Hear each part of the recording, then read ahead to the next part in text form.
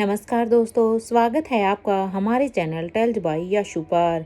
यहाँ पर आपको मिलेंगी रोचक और सस्पेंसफुल कहानियाँ। अगर आपको यहाँ पर हमारी कहानियाँ पसंद आती हैं तो कृपया करके आप हमारी वीडियोस को लाइक करें, इसको अपने दोस्तों को साथ शेयर करें और साथ के साथ अपना कमेंट करना ना भूलें।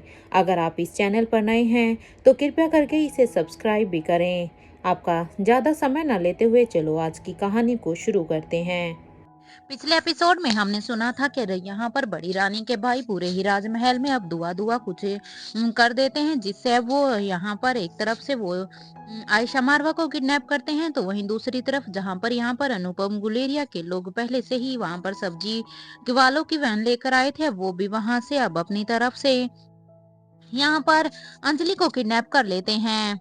अब तक चिराग और अब्दुल भी अब तक नीचे आ जाते हैं, क्योंकि वो ऊपर राजमहल के टेरेस से सब चीजों पर नजर रखे हुए थे। वो देखते हैं कि जब वो नीचे आते हैं तो वो देखते हैं कि नीचे तो सब जगह धुआं ही धुआं भरा हुआ था।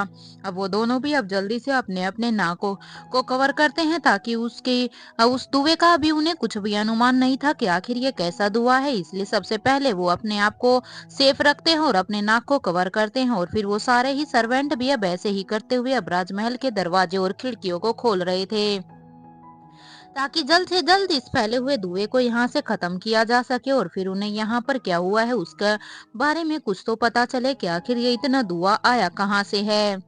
दरवाजे और खिड़कियां खुलने की वजह से अब धुआं धीरे धीरे छटने लगता है, तो वो अब धुआं छटने के बाद जब उन्हें धीरे धीरे दिखाई देता है, तो वो देखते हैं कि बड़ी रानी बेहोश होकर नीचे जमीन पर गिरी हुई थी। और अब तक कवि नालिशा और रेखा मौसी भी अपनी मीटिंग को खत्म करके अब वो लोग भी नीचे आई ही थी कि उन्होंने भी देखा कि बड़ी रानी बेहोश हो गई है। बड़ी रानी को ऐसे बेहोश देखकर अब कवि नालिशा जल्दी से भागकर अब बड़ी रानी के पास जाती है, क्योंकि वह कवि नालिशा एकदम से घबरा गई थी कि आखिर एकदम से बड़ी रानी को क्या हुआ है, क्योंकि यहाँ पर अभी अभी जो कुछ हुआ है उसके बारे में कवि नालिशा और रेखा मौसी कुछ भी नहीं जानती थी।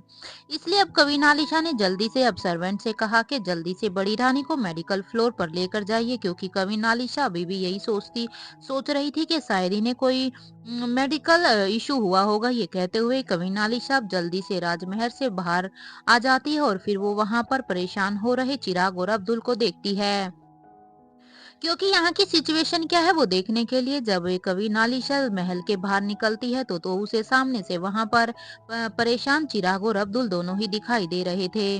अब वो उनके पास जाती है और उनसे पूछती है कि क्या हुआ है, अचानक से ये यहाँ पर धुआं कैसे, और बड़ी रानी को क्या हुआ है, क्या वो अपनी किसी हेल्थ की वजह से ऐसे ये गिरी है, या फिर यहाँ पर सच में ही कुछ ऐसा हुआ है जिसका मुझे पता नहीं है। कवि नालिशा की इस बात को सुनकर अब चिराग कहता है कि रानी साहिबा, यहाँ पर अंजलि मल्होत्रा और आयशा मारवा को किडनैप कर लिया गया है, क्योंकि वो दोनों ही यहाँ पर बड़ी रानी के साथ थी और वो दोनों ही बातें कर रही थी। लेकिन जैसे ही अब ये धुआं छटा है तो उस धुएं में हमें ना तो यहाँ पर अंजलि मल्होत्रा मिली है और ना ही हमें यहाँ पर आयशा मारवा में मिली है। उन दोनों का ही राजमहल से किडनैप हो गया है। वो दोनों ही दो अलग अलग दिशा में जा रही हैं, इसलिए हम सभी दो हिस्सों में हम दोनों बट गए हैं, क्योंकि हम छत से ही सब चीजों पर नजर रखे हुए थे, क्योंकि यहाँ से महल से दो गाड़ियां निकली हैं। एक यहाँ महल से 200 मीटर की दूरी पर थी और एक यहाँ महल से जो सब्जी वाले बनकर आए थे उनकी गाड़ी निकली है। इसलिए हमें पूरा संदेह है कि इन दोनों ही गाड़ियों में कुछ ना कुछ गड़बड़ है, इन्हीं में ही आयशा मारवा और अंजलि मल्होत्रा को लेकर गया गया है, क्योंकि बस यही दो पॉसिबिलिटीज हो सकती है जिनसे वो इन्हें उन्हें किडनैप कर लेके जा सकते हैं। इसलिए हमने यहाँ पर अपनी टीम को दो हिस्सों में बांट दिया है। मैं उस गाड़ी के पीछे जा रहा हूँ और अब्दुल उस वैन का पीछे जा रहा है। हम ऐसे ही उन लोगों तक पहुँचने की कोशिश करेंगे।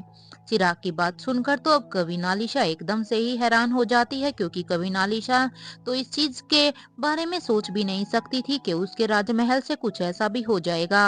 अब कवि नालिशा कहती है, ठीक है, हम भी आपके साथ चलते हैं, और हाँ, सावित्री अब्दुल जी के साथ चली जाएगी, क्योंकि कवि नालिशा इस बात को अच्छी तरह से जानती थी कि जो टेक्निक बहुत ही एडवांस थी जिसमें वो अपने किसी भी दुश्मन को हरा सकते थे, वो बस अभी इन सब लोगों में सावित्री और कवि नालिशा ही जानती थी। इसलिए कविनालिशा ये डिसाइड करती है कि एक टीम के साथ कविनालिशा खुद जाएगी और इस एक टीम के साथ वो सावित्री को भेजेगी, ताकि अगर कोई भी ऐसी सिचुएशन आती है तो वो दोनों उस सिचुएशन को हैंडल कर सके। अब कविनालिशा अपनी बात को आगे बढ़ाते हुए कहती है, हाँ, हम अपने कमांडर इन चीफ को भी कह देते हैं कि वो कैलाश अधिकारी के साथ बच्चों को अपने पैलेस में ले जाए, क्योंकि अब अगर ऐसा कुछ हुआ है तो जहां तक मुझे लगता है शायद अब बच्चे भी सुरक्षित नहीं होंगे, इसलिए हमें बच्चों को भी यहाँ से सुरक्षित भेजना होगा। और साथ में बड़ी रानी और रेखा मूर्ति भी उनके साथ ही होगी। ये कहते हुए ही अब कविनालिशा भी अब जल्दी से कमांडर इन चीफ को वहां पर बुलाती है और कुछ ही देर में अब वो वहां पर उनके कमांडर और चीफ भी आ जाते हैं। कमांडर ऑफ चीफ के आ जाने के बाद अब कविनालिशा कमांडर ऑफ चीफ को कहती है कि जितना जल्दी हो सके कैलाश अधिकारी के साथ मिलकर बच्चों की सिक्योरिटी को संभाल लीजिए। और हाँ, अभी हम कुछ देर के लिए यहाँ से जा रहे हैं, तब तक आप हमारे चौपर से जितनी जल्दी हो सके सभी को यहाँ से प्रिंसेस लतिका की बेस्ट फ्रेंड रिया के पैलेस में लेकर जाएं, क्योंकि जब तक हम यहाँ पर नहीं आ जाते तब तक हमें सारी ही सिक्योरिटी को लेकर अश्योर नहीं हो जाते, तब तक यहाँ पर मुझे महल में कोई भी नहीं दिखना चाहिए, क्योंकि अभी सबकी सिक्योरिटी सबसे ज्यादा प्रायोरिटी पर है। ये कहते ही कविनालिशा अपने एक सर्वेंट से कहती है कि जाओ, जल्दी जाओ और जाकर सावित्री को भी कहो कि उन्हें इस वक्त अब्दुल के साथ कहीं जाना है। कविनालिशा की ये बात सुनकर अब वो सर्वेंट जल्दी से बच्चों के रूम की तरफ जाने लगता है। अब तक चिराग ने मयूर को कविनालिशा की पूरी ही प्लानिंग भी बता दी थी, तो वहीं मयूर भी अब कहता है कि ठीक है, तो फिर अब मैं भी कविनालिशा के साथ चलूंगा। ये कहते हुए ही लेकिन उससे पहले मुझे एक बार रोहित सर को एक कॉल करनी होगी, मैं भी कॉल करके आता हूँ। ये कहते ही अब चिराग भी ये कहते ही मयूर गुलेरिया भी चिराग से थोड़ा सा दूर जाता है और अब वो रोहित के दिए हुए फोन से अब अनिका के नंबर को डायल कर देता है। अब तक अपने पैलेस के बेसमेंट से कॉलेज के लिए निकल रही अनिका वैसे भी हैरान थी कि आखिर रोहित कॉलेज क्यों नहीं जा रहा है, क्योंकि अनिका को अभी भी कुछ भी समझ नहीं आ रहा था कि अगर अनिका कॉलेज जा रही है तो रोहित अभी तक कॉलेज क्यों नहीं किया है। लेकिन अनिका ये भी जानती थी कि ये एक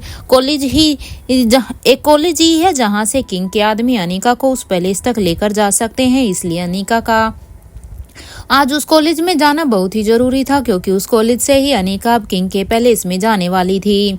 अनिका अपने इन्हीं ख्यालों में ही थी कि वहीं दूसरी तरफ अब तक रोहित भी अनिका के कॉलेज जाने का ही वेट कर रहा था, क्योंकि रोहित भी अभी तक यही सोच रहा था कि जैसे ही अनिका यहाँ से निकलेगी तब वो स्वाति माँ के पास जा सकता है, क्योंकि जब तक अनिका यहाँ है तब तक वो किसी भी हालत में यहाँ से नहीं जा सकता, क्योंकि अगर वो कहीं भी जाएगा तो अनिका उससे सवाल जरूर करेगी और अनिका रोहित से सवाल करेगी तो वो उसे बताना नहीं चाहता था कि उसे अभी भी स्वाति माँ से वो टेक्निक सीखनी है। रोहित भी अभी बस यही अनिका के ही जाने का इंतजार कर रहा था। तभी रोहित के फोन पर भी एक अलर्ट का साइन आया, तो वहीं अनिका के फोन पर भी अब तक मयूर का कॉल आ रहा था। अनिका ने जैसे ही मयूर का कॉल देखा तो अनिका ने जल्दी से अपना फोन उठाया और सामने से मयूर ने अब अनिका को सब कुछ सच सच बता दिया कि यहाँ पर महल में क्या क्या हुआ है और यहाँ पर अब आयशा मारवा और अंजलि मल्होत्रा दोनों ही नहीं हैं। ये सुनते ही तो जैसे अनिका ने अपने दोनों ही हाथों की मुट्ठियों को भींच लिया था। मयूर की ये बात सुनते ही तो एकदम से अनिका को ऐसे महसूस हुआ जैसे उसके पाँव के नीचे से ही जमीन ही खिसक गई हो। अनिका ने तो ये सपने में भी नहीं सोचा था कि एकदम से ऐसा कुछ हो जाएगा। अनिका अभी अपनी नॉर्मल लाइफ में ही थी कि वो बस अभी यहाँ किंग के पैलेस के में जाने की ही प्लानिंग कर रही थी, लेकिन अब सडनली ऐसा कुछ हो जाएगा ये उसने भी नहीं सोचा था। लेकिन अनिका बात को संभालते हुए कहती है, ठीक है मयूर, तुम सब उनका पीछा करो, हम लोग भी वहीं पर ही आते हैं।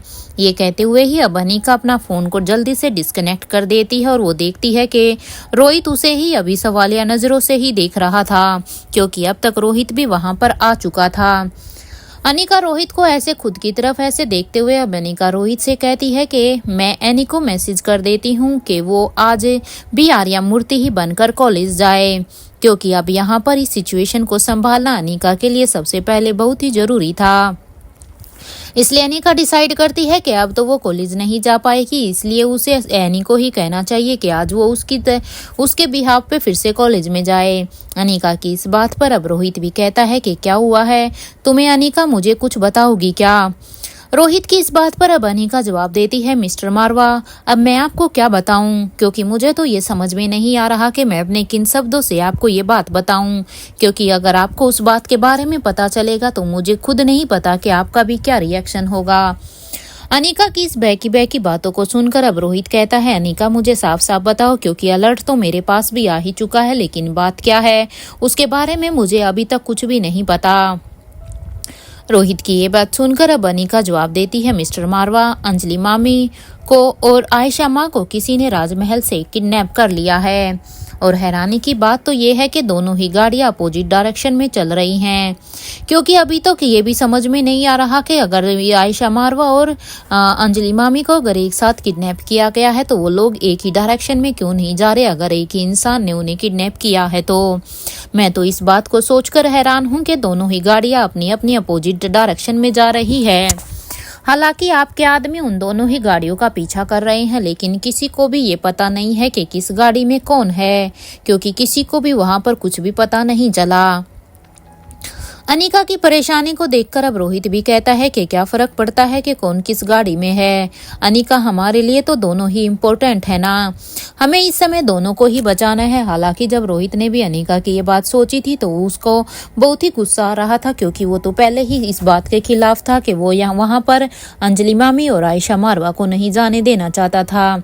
वो बस रिया को ही रेखा मूर्ति के साथ जाने की उसने परमिशन दे रहा था, लेकिन पता नहीं क्यों अनिका के कहने पर रोहित भी उन्हें मना नहीं कर पाया। अब रोहित अपने उसी लिए हुए डिसीजन के ऊपर बहुत ही पछता भी रहा था। लेकिन अब रोहित अपने आप को संभालते हुए अनिका से कहता है, अनिका एक काम करते हैं, तुम अब्दुल के साथ जाओ और मैं चिराग के साथ जा रहा हूँ। रोहित की ये बात सुनते ही अब अनिका भी हाँ में अपना सिर हिला देती है, क्योंकि अब उन दोनों के पास सिर्फ एक यही रास्ता था जिससे वो अब वहाँ पर उनके दुश्मनों तक पहुँच सकते थे और उन दोनों को ही बचा भी सकते थे, क्योंकि अभी तक कोई भी शोर नहीं था कि कौन सी गाड़ी में आयशा मारवा गई है और कौन सी गाड़ी में अंजलि मामी गई है। और फिर वो दोनों ही अब जल्दी से अपनी गाड़ी में बैठ जाते हैं और फिर सबसे पहले अनिका बैनी को एक मैसेज भी टाइप करते हुए कहती है कि एनी आज मुझे कहीं जाना पड़ रहा है, आज तुम अनिका गुलेरिया बनकर नहीं बल्कि आर्या मूर्ति बनकर ही कॉलेज जाना। जो प्लान हमने पहले बनाया था वो पोस्टपोन हो गया है, इसलिए तुम पहले की तरह ही आर्या मूर्ति बनकर कॉलेज को कंटिन्यू करना। ये मैसेज लिखते ही अनिका अब अपनी गाड़ी को तेजी से बेसमेंट से निकालती है, तो वहीं रोहित भी अब तक अपनी गाड़ी में बैठ जाता है और फिर वो चिराग को अब अपनी गाड़ी में बैठने के बाद फोन लगाता है, क्योंकि वो चिराग से ही अब उसके लोकेशन को पूछने वाला था कि आखिर उसे कहाँ आना है। तो वहीं दूसरी तरफ अनिका भी अब अब्दुल से कांटेक्ट करने की कोशिश कर रही थी। तो वहीं दूसरी तरफ सभी ही राजमहल से निकलने की तैयारी में थे कि एक तरफ अब्दुल के साथ सावित्री जा रही थी, तो वहीं दूसरी तरफ चिराग, कविनालिशा और मयूर गुलेरिया दूसरी तरफ जा रहे थे, क्योंकि उन्होंने ऐसे ही अपने टीम को 2 भागों में डिवाइड कर लिया था, क्योंकि इन दोनों के लिए दोनों ही को बचाना बहुत ही जरूरी था। एक तरफ जहां पर अंजलि मल्होत्रा किडनैप हुई थी, तो वो भी क्योंकि मल्होत्रा परिवार की खास थी और वो अंजलि अनिका की मामी थी, इसलिए उसे भी बचाना बहुत ही जरूरी था। और दूसरी तरफ आयशा मारवा तो खुद रोहित की माँ थी, तो उसकी भी जिम्मेदारी अब उन्हीं के ऊपर थी और उन्हें उसको भी बचाना था। तभी वो मेन गेट पर जैसे ही वो पहुंचते हैं तो मेन गेट पर आकाश गुलेरिया की गाड़ी इंटर कर रही थी। राजमहल में आकाश गुलेरिया की गाड़ी को देखकर अब मयूर भी एकदम से हैरान हो जाता है कि आकाश यहाँ पर क्या कर रहा है। अगर आकाश यहाँ पर आने वाला था तो जब हमारी दोनों की आपस में बात हुई तो आकाश ने मुझे उस समय क्यों नहीं बताया। वो भी आकाश को सामने से आता हुआ देखकर हैरान हो गया था कि आखिर आकाश बिना सिक्योरिटी के और वैसे यहाँ पर इस तरह से क्यों आया हुआ है, क्योंकि अब आकाश गुलेरिया को देखकर मयूर को भी कुछ अजीब सा लग रहा था। आज उसे आकाश गुलेरिया में कुछ तो अलग लग रहा था। मयूर अब दौड़कर जल्दी से अब आकाश गुलेरिया के पास गया और फिर उसे गेट पर ही रुकने के लिए कहा। मयूर की ये बात सुनकर अब आकाश गुलेरिया अब मयूर को बड़ी ही हैरानी से देखता है और कहता है कि क्या बात है मयूर, तुम मुझे अंदर क्यों नहीं जाने दे रहे हो। मैं यहाँ पर राजमहल में किसी से मिलने के लिए आया हूँ, इसलिए तुम अभी मेरे रास्ते से हटो। आकाश की इस बात पर अब मयूर कहता है कि यार अंजलि आंटी और आयशा आंटी दोनों का ही किसी ने किडनैप कर लिया है और हम सब बस उनके ही पीछे जा रहे हैं। अब मयूर की ये बात सुनकर अब आकाश एकदम से हैरान हो जाता है कि आखिर मयूर ये सब क्या कह रहा है, क्योंकि आकाश गुलेरिया तो खुद यहाँ पर अंजलि मामी से ही बात करने के लिए आया था और यहाँ पर खुद अंजलि मामी ही गायब है, क्योंकि आकाश को तो अब पता चल गया था कि अंजलि मामी ही उसकी ओरिजिनल मोम है। इसलिए आकाश अब हैरानी से मयूर को ही घूरे जा रहा था। मयूर को अपनी तरफ आकाश को ऐसा अपनी तरफ घूरता हुआ देखकर अब मयूर उसे सारी ही बातों को बता देता है कि कैसे वो यहाँ पर मीटिंग करने के लिए आए थे और एक तरफ जहाँ पर रेखा मूर्ति और आलिशा अपने मीटिंग हॉल में चली गई थी, तो वही यहाँ पर नीचे बड़ी रानी अंजलि मल्होत्रा और यहाँ पर आयशा मारवा ये तीनों ही बैठकर बातें कर रहे थे और बच्चे प्रिंसेस लतिका के रूम में चले गए थे। तब पता नहीं यहाँ पर कैसे क्या हुआ है कि किसी को कुछ भी दिखाई नहीं दिया, यहाँ पे बस दुआ ही दिखाई दे रहा था। जैसे ही दुआ वहां से छटा तो हमें यहाँ पर दोनों की दोनों ही यहाँ गायब मिली। इसलिए अब मयूर अब आकाश गुलेरिया को ये सारी ही बातें बड़ी ही अच्छे से समझा देता है। मयूर गुलेरिया की ये सारी ही बातें सुनकर अब मानो आकाश को एकदम से 440 वोट का एकदम से झटका लगता है। लेकिन अब आकाश खुद को संभालते हुए ही अब आकाश ने कहा कि तुम अब्दुल और सावित्री के साथ जाओ, मैं यहाँ पर कविन, आलिशा और चिराग के साथ जाता हूँ। ये कहते हुए ही अब आकाश ने फिर से अपनी गाड़ी को पीछे लेना शुरू किया। आकाश ने अब कविन, आलिशा जिस गाड़ी में बैठी हुई थी अब वो आकाश भी उसी गाड़ी में जाकर बैठ गया, क्योंकि आकाश अब अपनी गाड़ी को बाहर पार्क करने के बाद अब वो अपनी गाड़ी से निकलकर सीधा ही अब यहाँ पर उन लोगों को ज्वाइन कर लेता है। आकाश अब उनकी गाड़ी में बैठकर फिर जल्दी से वो गाड़ी की दिशा के लिए रवाना हो गए थे। यहाँ पर उस ब्लैक कार का पीछा कर रहे रोहित के आदमी ने अब चिराग को पहले ही अपना लोकेशन सेंड कर दिया था, क्योंकि चिराग के कहे अनुसार चिराग के कहते ही वो लोग उस गाड़ी का पीछा करने लग गए थे। वो लोग चिराग की गाड़ी से आगे थे और उनके पीछे पीछे ही चिराग उन्हें फॉलो कर रहा था, जैसे उनका सिक्योरिटी गार्ड उन्हें बता रहे थे। अब तक चिराग भी उन्हें ही फॉलो कर रहा था, तो वहीं अब तक अब्दुल को भी लोकेशन सेंड कर दी गई थी, क्योंकि अब तक दोनों ही गाड़ियां अपनी अपनी जगह के लिए रवाना हो गई थी कि तभी यहाँ पर अब अब्दुल ने अनिका से कांटेक्ट किया और फिर उसने उस वैन की लोकेशन अब अनिका को भी सेंड कर दी थी, क्योंकि अब तक अब्दुल को भी इस बात का पता चल गया था कि अनिका भी उन्हीं की ही डायरेक्शन में आ रही है। तो वहीं दूसरी तरफ चिराग ने भी अब तक रोहित को ही वो लोकेशन सेंड कर दी थी जिस तरफ वो जा रहे थे। अनिका और रोहित दोनों को ही अब तक लोकेशन मिल चुकी थी, इसलिए वो दोनों ही अब अपनी अपनी अलग अलग डायरेक्शन में जाने लगे। यहाँ अनिका और रोहित भी अब अपने आदमियों को फॉलो करते हुए उस लोकेशन की तरफ जा रहे थे। अब तक वो ब्लैक कार भी एक बिल्डिंग के सामने अब आकर रुक जाती है, क्योंकि वो ब्लैक कार अभी अपने डेस्टिनेशन पर पहुंच चुकी थी और अब वो आदमी अपनी गाड़ी से बाहर निकलकर अब उस औरत को अपने हाथों में उठाकर जल्दी से उस बिल्डिंग के अंदर की तरफ जाने लगता है, क्योंकि उन्हें क्लोरोफॉर्म सुंघाया गया था तो वो अभी तक बेहोश थी, इसलिए वो चल तो नहीं सकती थी। इसलिए उसने खुद उसे अपने हाथों में उठाया और वो अंदर जाने लगा। और फिर कुछ ही देर के बाद अब वो आदमी उस औरत को एक चेयर पर बिठाकर और उसे रस्सियों से बांधकर वहां से चला जाता है। और अब वो उसे बांधने के बाद वो अब अपने एक दूसरे आदमी को कहता है कि जो औरत अभी यहाँ पर आई है ना, उससे पूछो कि किंग कौन है और उसका क्या रिश्ता है किंग के साथ। अगर वो तुम्हें तुम्हारे सवालों का जवाब ना दे तो उसके शरीर की एक एक हड्डी को तोड़ देना।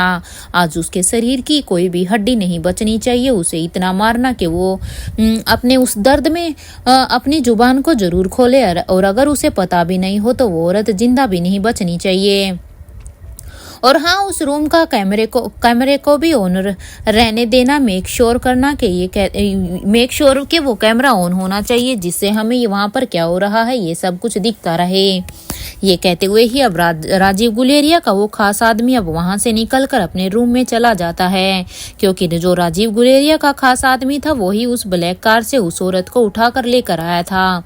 और फिर वो अब अपने रूम के सिस्टम को ऑन कर देता है, जिससे उसे सामने वो औरत साफ साफ दिखाई देती है और फिर वो अपने काम में लग जाता है।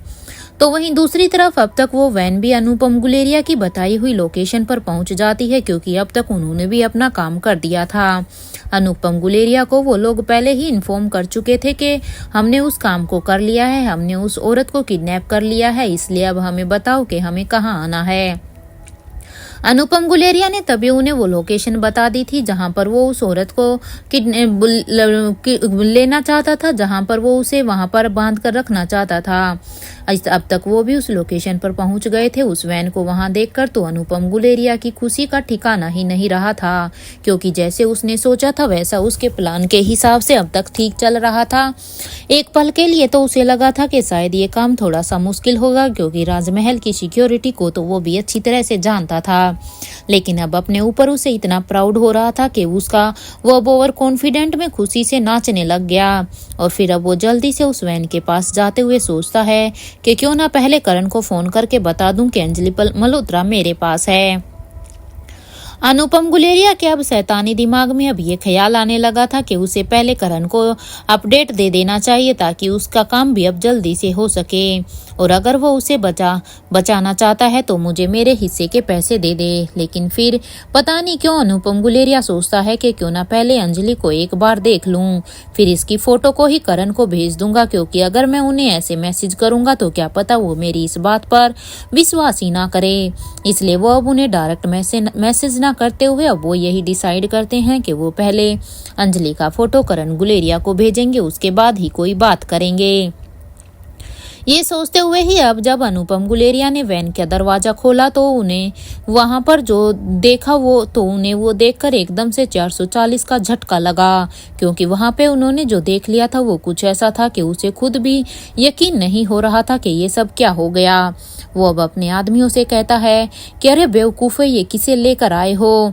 मैंने तुम्हें जिसे लाने के लिए बोला था ये वो नहीं है। तुम दोनों को तो अंदाजा भी नहीं है कि तुम जिसे यहाँ पर लेकर आए हो, अगर इसका बेटे को पता चल गया तो वो हम सबको ही जीते जी ही नरक का दर्शन करवा देंगे। अरे तुम लोग खुद तो मरोगे ही, तुमने तो मुझे भी मरवा दिया, ये सब तुमने क्या कांड कर दिया। ये कहते हुए ही अब अनुपम गुलेरिया एकदम से अपने सिर को दोनों हाथों से पकड़ लेता है, क्योंकि एकदम से अब उसका दिमाग एकदम से ब्लैंक हो गया था। जहां अब तक अनुपम गुलेरिया वहां पर उस वैन को देखकर अभी उसके मन में लड्डू फूटे जा रहे थे। वो अभी ओवर कॉन्फिडेंट में जैसे उड़ रहा था, लेकिन अब एकदम से इस वैन में बेहोश औरत को देखते ही अब वो अपने सिर को खुजाते हुए इधर उधर चक्कर लगाने लगा। उसे एकदम से ऐसे लगा जैसे उसके ऊपर कोई पहाड़ टूट गया हो। इस वक्त उन्हें देखकर ऐसा लग रहा था कि उनके शरीर में खून ही नहीं है, जैसे वो निर्जीव अवस्था में ही ऐसे खड़े हैं। अगर उन्हें काटो तो उनमें मांस भी नहीं मिलेगा। लेकिन अब वो खुद को सोचते हुए ही अब अनुपम गुलेरिया ने अपनी पॉकेट से अपना फोन निकाला और फिर अब जल्दी से वो एक नंबर को डायल करने लगे। कुछ ही देर की रिंग के बाद जब सामने से किसी ने फोन उठाया तो अब अनुपम गुलेरिया ने कहा कि यार देखो, मुझे इस वक्त तुम्हारी मदद की बहुत ही ज़रूरत है। तुम अपने कुछ आदमियों के साथ यहाँ मुझे प्रोटेक्शन देने के लिए आ जाओ, क्योंकि अगर तुम नहीं आए तो पता नहीं क्या हो जाएगा। मैं बहुत बड़ी ही मुसीबत में पड़ गया हूँ। मैंने कुछ आदमियों को किसी को किडनैप करने के लिए कहा था, लेकिन इन बेवकूफ़ों ने जिसे मैंने बोला था उसे किडनैप ना करके किसी और को ही लेकर आए हैं, और वो कोई और नहीं बल्कि आयशा मारवा को मेरे पास किडनैप कर लेकर आए हैं। अब तुम ही बताओ मैं क्या करूं। अनुपम गुलेरिया की ये बात सुनकर अब सामने से आवाज आई कि तुम पहले खुद को शांत करो, इतना पैनिक करने की जरूरत नहीं है। मैं भी खुद वहां पर आकर देखता हूँ, और हाँ, मेरे साथ कुछ आदमी और कुछ बेस्ट फाइटर भी होंगे, सो डोंट वरी। इस बार रोहित मारवा तुम्हारा कुछ भी नहीं बिगाड़ सकता, तुम्हें उससे डरने की कोई भी जरूरत नहीं है। ये कहते हुए ही सामने वाले आदमी ने अब अपना फोन कट कर दिया था। तो यहाँ अब तक जाकर अनुपम अब उस आदमी से बात करने के बाद अब जाकर अनुपम गुलेरिया की जान में जान आई, क्योंकि अब उसे ऐसा लगा कि जिस आदमी से उसने अभी बात की है अब वो उसे रोहित से बचा लेगा। तो वहीं राजमहल में अब तक बड़ी रानी को होश आ गया था, क्योंकि मेडिकल रूम में उन्हें शिफ्ट करने के बाद अब उनका ट्रीटमेंट होना शुरू हुआ था। इसलिए अब डॉक्टर ने के द्वारा उनका ट्रीटमेंट किए जाने के बाद अब उनको होश आ गया था। तो उन्होंने सामने देखा तो उनके सामने कैलाश अधिकारी खड़े हुए थे। कैलाश अधिकारी को इस तरह अपने सामने देखकर बड़ी रानी अब हैरानी से पूछती है कि आयशा मारवा तो ठीक है ना। बड़ी रानी की ये बात सुनकर अब कैलाश अधिकारी कहते हैं कि अंजलि मल्होत्रा और आयशा मारवा दोनों को ही किसी ने किडनैप कर लिया। कैलाश अधिकारी अब यहाँ पर बड़ी रानी को सारी ही बातें बता देते हैं कि वहां पर कैसे क्या हुआ था। कैलाश अधिकारी की ये बात सुनकर अब बड़ी रानी कहती है कि आयशा मारवा का तो मुझे समझ आता है, क्योंकि उनके दुश्मन ही इतने ज्यादा हैं, लेकिन अंजलि मल्होत्रा को किसने किडनैप किया होगा? क्योंकि अंजलि मल्होत्रा का तो मुझे कोई भी दुश्मन भी नजर नहीं आता। बड़ी रानी की ये बात सुनकर अब कैलाश अधिकारी कहते हैं वो जल्द ही पता चल जाएगा मैडम, बस इस वक्त हम कवीना आलिशा के ऑर्डर को फॉलो कर रहे हैं और आपको इसी वक्त हमारे साथ यहाँ से चलना होगा, क्योंकि आपकी सिक्योरिटी के लिए अभी यहाँ पर राजमहल आपके लिए सुरक्षित नहीं है। कैलाश अधिकारी की इस बात को सुनकर अब बड़ी रानी कहती है कि बच्चे कहाँ हैं? बच्चे तो सेफ होंगे ना? बड़ी रानी की ये बात सुनकर अब कैलाश अधिकारी कहता है कि वो बच्चों के साथ इस वक्त रेखा मूर्ति बैठी हुई है और उनके साथ कमांडर इन चीफ भी हैं और सिक्योरिटी गार्ड भी हैं। अब तक आप बिना देर किए ही हमारे साथ यहाँ से चलिए, क्योंकि अब हमें यहाँ से जल्द निकलना होगा, क्योंकि हमारे बहुत सारे सिक्योरिटी गार्ड और यहाँ तक कि चिराग और अब्दुल वो सब तो वहाँ पर उन दोनों को बचाने के लिए गए हैं। इसलिए यहाँ पर कवीना आलिशा ने हमें आपकी जिम्मेदारी सौंपी है और यहाँ पर जितने भी लोग हैं उन्हें साफ साफ यहाँ से निकाल कर हमें रोहित के पैलेस में शिफ्ट करना है। कैलाश अधिकारी की ये बात सुनकर अब बड़ी रानी जल्दी से अब अपने बेड से उठकर कैलाश अधिकारी के साथ प्रिंसेस लतिका के रूम की तरफ जाने लगती है। कुछ ही देर में वो प्रिंसेस लतिका के रूम को खोलते हैं तो सारे ही बच्चे अभी वहां पर एकदम से ही खामोश बैठे हुए थे, क्योंकि बच्चे अब घबराए हुए थे और रेखा मूर्ति भी वहां पर उनके पास ही बैठी हुई थी। अब बड़ी रानी और वो सब यहाँ पर बैठकर बड़ी रानी के ही आने का ही वेट कर रहे थे। जैसे ही सबकी नजरें अब बड़ी रानी पर जाती है तो कैलाश अधिकारी और उनके आदमी अब प्रिंसेस लतिका के रूम में आ जाते हैं और फिर अब वो उस रूम के दरवाजे को बंद कर देते हैं। यहाँ पर बड़ी रानी अब जल्दी से उस रूम में बने एक बटन को प्रेस कर देती है, जिससे कि एक सीक्रेट दरवाजा अब उस महल का खुल जाता है और फिर सभी अब उसी दरवाजे से होकर अंदर की तरफ जाने लगते हैं। तो वहीं कमांडर इन चीफ ने अपना फोन निकाला और एक नंबर को डायल कर देते हैं। थोड़ी ही देर बाद जब सामने से आवाज आती है हेलो, तो कमांडर इन चीफ कहते हैं कि जल्दी से 2 चॉपर को रेडी करो। ये सुनते ही सामने से आवाज आती है ठीक है, क्योंकि कमांडर ऑन चीफ अब यहाँ पर चॉपर को रेडी करने के लिए कहते हैं ताकि वो यहाँ से इन सब लोगों को सुरक्षित यहाँ से रोहित के पैलेस में भेज सकें। ये सुनते ही अब कमांडर इन चीफ भी अब जल्दी से सभी के साथ सीक्रेट अंडरग्राउंड से होकर कुछ ही देर में वो सभी उन चॉपर के पास आ जाते हैं जिन्हें उन्होंने कुछ समय पहले ही रेडी होने के लिए कहा था। अब तक वो चॉपर भी वहां पर पहले ही आ जाते हैं जब तक ये लोग वहां तक पहुंचते हैं और सभी अब फिर एक एक करके उन चॉपर पर बैठ जाते हैं और कुछ ही देर में वो चॉपर आसमान में उड़ने लगता है। और अब इधर रोहित के पैलेस के लिए वो लोग रवाना हो जाते हैं। तो वहीं अब तक अंजलि को भी होश आ गया था और वहां पर बैठा एक आदमी उसी के ही होश में आने का ही वेट कर रहा था। हालांकि वो आदमी अंजलि मल्होत्रा को नहीं जानता था। जैसे ही वो देखता है कि सामने वाली औरत को होश आ रहा है तो उसने अब अंजलि के चेहरे पर से वो काला कपड़ा हटा देता है। यहाँ धीरे धीरे अपनी आंखें खोलती हुई अंजलि को कुछ भी समझ ही नहीं आ रहा था कि आखिर वो कहाँ पर है, क्योंकि इससे पहले कि अंजलि कुछ भी समझ पाती उसके कानों में एक आवाज आती है। अंजलि मल्होत्रा यहाँ पर ये भी नहीं समझ पाई थी कि आखिर वो कहाँ पर है, क्योंकि लास्ट टाइम तो वो राजमहल में थी और अब वो यहाँ पर कैसे आई। इससे पहले वो कुछ भी समझ पाती उसे कुछ आवाज सुनाई देती है कि बताओ किंग कौन है, क्योंकि जिस आदमी ने उसके चेहरे के ऊपर से उस कपड़े को हटाया था वो उससे वही सवाल करता है जो राजीव गुलेरिया का खास आदमी उसे एक खास इंस्ट्रक्शन देकर गया था। इसलिए वो आदमी अब उसके खास आदमी के इंस्ट्रक्शन को फॉलो करते हुए सीधा ही कहता है कि मुझे सच सच बताओ किंग कौन है और तुम्हारा किंग के साथ क्या रिश्ता है। उस आदमी के इस सवाल पर अब अंजलि कहती है कि मैं नहीं जानती कि आप किस किंग की बात कर रहे हो, इवन मैं तो किसी भी किंग के बारे में नहीं जानती हूँ। अंजलि की इस बात को सुनकर अब उस आदमी ने उसे एक जोर का थप्पड़ मारा और फिर उसने अंजलि के हाथों की उंगलियों को पकड़ते हुए ही कहा कि अगर तुमने मुझे मेरे सवालों का जवाब ठीक नहीं दिया तो एक एक करके मैं तुम्हारी सारी ही हड्डियों को तोड़ दूंगा। तुम ये मत सोचना कि अगर तुम मुझे यह सच नहीं बताओगी तो तुम यहाँ से आज जिंदा बचकर चली जाओगी। यहाँ एक एक करके वो आदमी अपने सवाल पूछ रहा था और जवाब ना मिलने पर अब वो अंजलि को अब टॉर्चर कर रहा था। उसने अब अंजलि को टॉर्चर करना शुरू कर दिया था। अंजलि की चीखों से पूरा ही कमरा अब गूंज रहा था। तो वहीं अपने ही रूम में बैठे हुए आरजी के खास आदमी ने सोचा कि जरा देखा तो जाए कि आखिर आयशा मारवा की यहाँ पर कैसी खातिरदारी हो रही है। ये सब सोचते हुए अब जैसे ही वो आदमी अपने स्क्रीन के सामने गया तो सामने का नजारा देखकर तो उसकी आंखें एकदम फटी की फटी रह गई थी, क्योंकि उसे भी अब अपनी आंखों पर यकीन नहीं हो रहा था। अपनी आंखों से देखने के बाद अब उसे यकीन नहीं हुआ तो अब वो अपनी आंखों को फिर से अपने हाथों से मसलता है और फिर से खोलकर देखता है कि कहीं उसे देखने में कुछ धोखा तो नहीं हुआ। लेकिन जब उसने अपनी आंखों को मसल के फिर से वहां पर देखा तो अब उसे सच में ही फिर से वही नजारा दिखाई दे रहा था, जिससे अब उसका भी सिर घूम गया था। अब वो अपने सिर को खुजाते हुए अपने मन में ही यही सोच रहा था कि मैं ये बात अब बॉस को कैसे बताऊंगा, क्योंकि ये तो हमने सच में ही एक बहुत बड़ी ही गड़बड़ कर दी है। अगर बॉस को इसके बारे में सच में कुछ भी पता चला तो वो तो हमें जिंदा ही यहाँ पर दफन कर देंगे। इससे पहले कि वो आदमी अपने उस आदमी को रोकने के लिए जाता, उसने देखा कि अंजलि बेहोश हो चुकी थी, क्योंकि उस आदमी ने उसके ऊपर इतना टॉर्चर किया था कि वो दर्द न सहने की वजह से अंजलि अब दोबारा से बेहोश हो गई थी। वो आदमी अब भागकर उस रूम की तरफ गया जहां पर अंजलि को कैद किया हुआ था।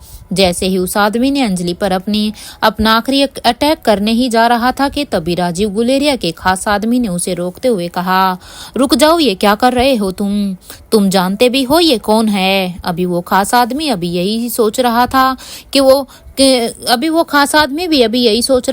कैसे अंजलि को हॉस्पिटल तक पहुंचाए कि तभी उसकी जान बच जाए। इधर से जो आदमी अभी उसके ऊपर अटैक करने वाला था वो भी एकदम से ही कंफ्यूजन में आ गया था कि अभी तो ये खुद ही मुझे यहाँ बोल कर गया था कि इसकी एक भी हड्डी सही सलामत नहीं चाहिए, लेकिन इससे ये पूछ लेना कि आखिर इसका किंग के साथ क्या रिश्ता है। वो अपने इसी ही कंफ्यूजन में था, क्योंकि अभी तो जब वो अपना काम पूरा कर रहा था तो उस खास आदमी ने फिर से उसे रोका क्यों। वो बस अब यही सोच कर ही परेशान हो रहा था।